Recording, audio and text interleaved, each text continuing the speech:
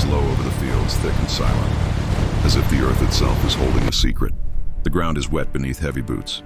Each step presses water and soil together, releasing the sharp smell of mud, oil, and cold iron.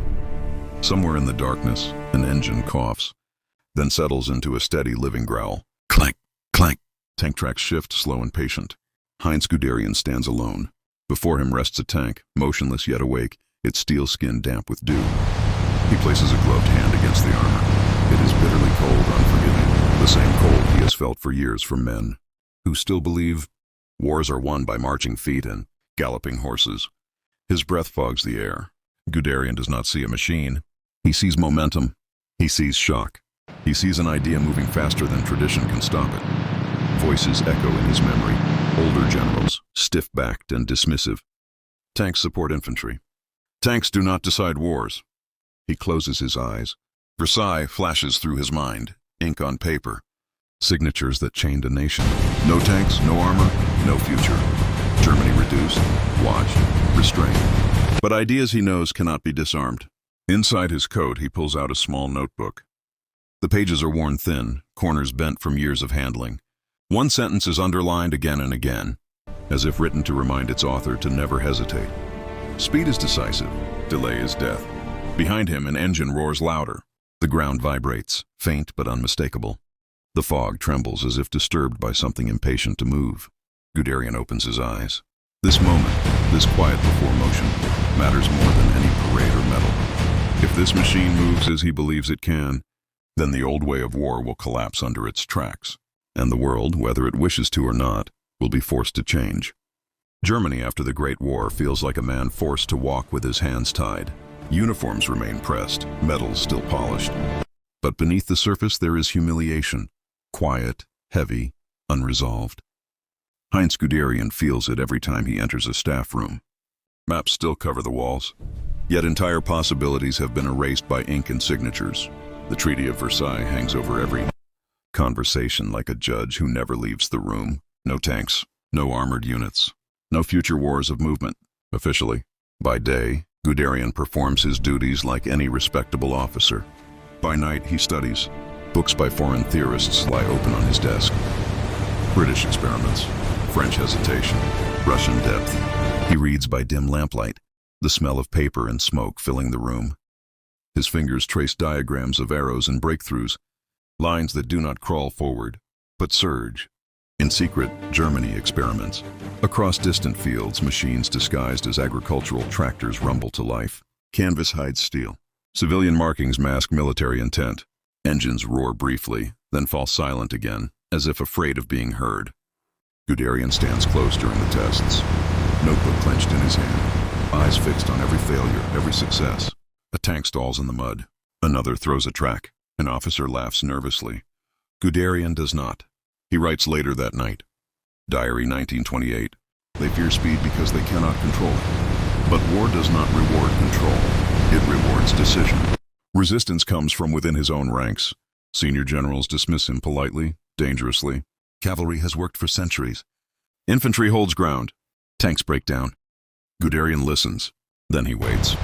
Because he has seen something they have not. Not tanks alone, but tanks with radios. Tanks with infantry riding beside them.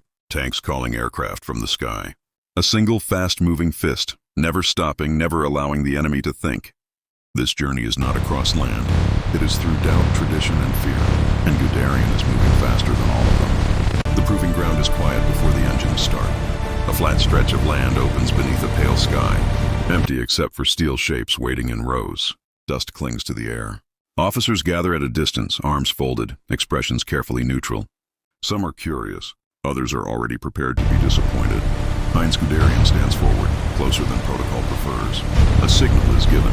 Engines ignite all at once, raw, violent sound tearing through the stillness.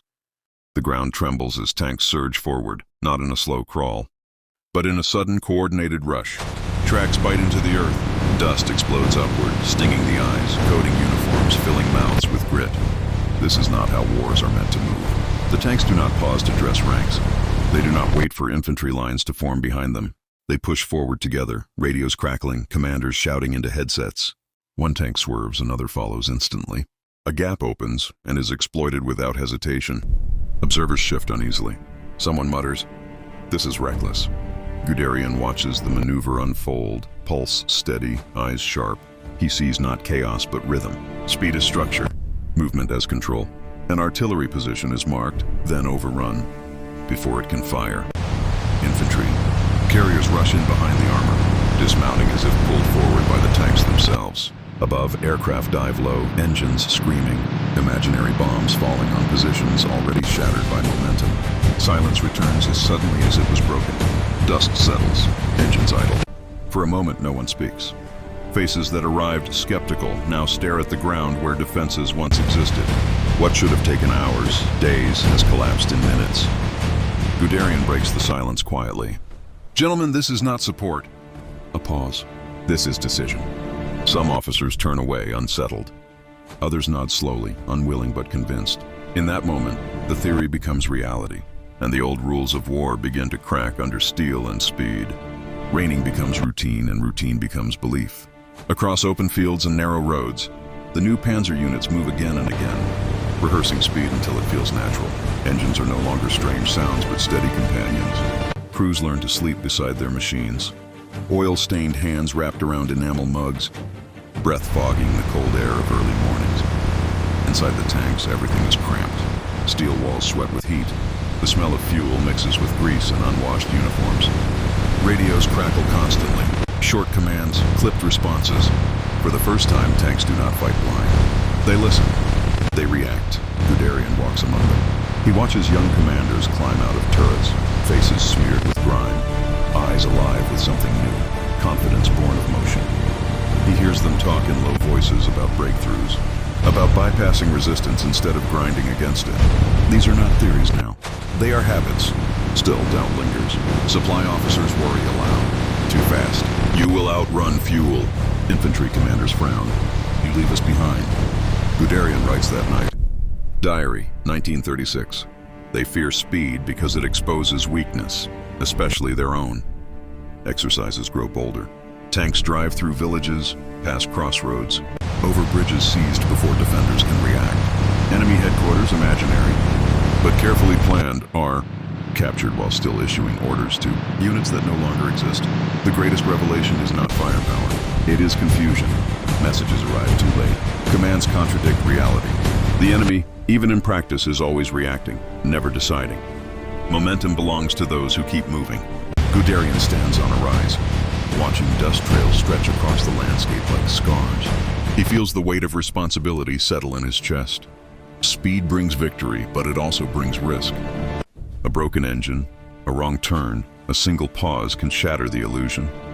Yet he knows this truth now beyond doubt. War is no longer about holding ground. It is about breaking the enemy's mind before his body even realizes it has been defeated. Success brings attention. Attention brings danger. As Panzer units grow faster and more confident, resistance hardens behind closed doors. In warm offices, far from the dust and noise, senior commanders question what they do not fully understand. Maps are studied with cautious fingers. Pencils hesitate. This depends too much on machines. This risks everything on speed. This is not how German wars are fought. Guderian hears the words secondhand, but he feels their weight directly. At night, alone in his quarters, the silence presses in. The ticking of a clock sounds louder than artillery. He removes his gloves and notices how his hands shake, not from fear, but from restraint. He writes again. Diary, 1938. If we slow down to satisfy tradition, we will lose the next war before it begins. There is another conflict, quieter but sharper. The tanks are improving, but not fast enough. Armor is thin, guns are weak. Crews train for battles their machines may not survive. Guderian knows the truth his superiors prefer not to hear. Doctrine has outrun industry. Speed demands protection. Protection demands steel Germany does not yet have. Then comes Hitler. Meetings change tone when the Führer enters the room. He listens intensely, hungrily, to demonstrations and promises of decisive victory. He likes movement. He likes boldness. He likes certainty. Guderian presents his vision without hesitation. No caution, no retreat. A pause follows. Approval is given. Relief should come, but it does not. Guderian understands the price of this moment. His ideas are no longer theoretical. They will be tested with blood. Young crews who trust him will drive forward when ordered, even if the armor cannot protect them. He steps outside after the meeting. The air smells of rain and coal smoke. Somewhere nearby, an engine starts. The path ahead is clear now. There is no room left for doubt, only motion.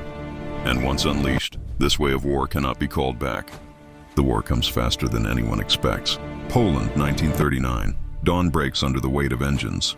Columns of panzers surge forward, not cautiously, not ceremonially, but with purpose. Dust rises in thick clouds, blotting out church spires and boundary stones. Roads meant for carts and horses collapse, under steel tracks moving at a pace no defender has trained to stop. Reports arrive in fragments. Enemy units are surrounded before they understand they are engaged. Headquarters issue orders to formations that no longer exist. Roads clogged with retreating troops. Their discipline dissolving under pressure that never pauses long enough to be measured. Guderian is at the front, not behind a desk, not behind a telephone. He listens to radio traffic crackle through the air, sharp and urgent. Each message confirms what he has believed for years. Speed is not chaos, it is control. Still, the cost is visible. Burning vehicles stain the fields black. Crews crawl from damaged tanks, faces gray with shock. Hands shaking as they light cigarettes they barely taste. Guderian watches them in silence. Victory does not dull responsibility, it sharpens it. Then France. The Ardennes, thick forests, narrow roads. Terrain declared impassable. Traditional thinking says tanks cannot move here. Guderian orders them forward anyway. They do not stop. Bridges fall intact. Defenses crack open. The breakthrough at Sedan becomes a wound that cannot be closed. In weeks, what trench warfare failed to achieve in years is finished. Armies collapse not from annihilation, but from disbelief. One night, Guderian writes one final line in his notebook. Diary 1940. They were not defeated by tanks. They were defeated by the speed of decision. The legend of Blitzkrieg spreads across the world. Some praise it, others fear it. You understand it. Guderian stands beside his machines once more. The steel is scarred now, chipped and blackened. He knows the future will bring heavier armor, bigger guns, harsher lessons. But the truth remains unbroken. War has changed, and it changed the moment speed was allowed to think for itself.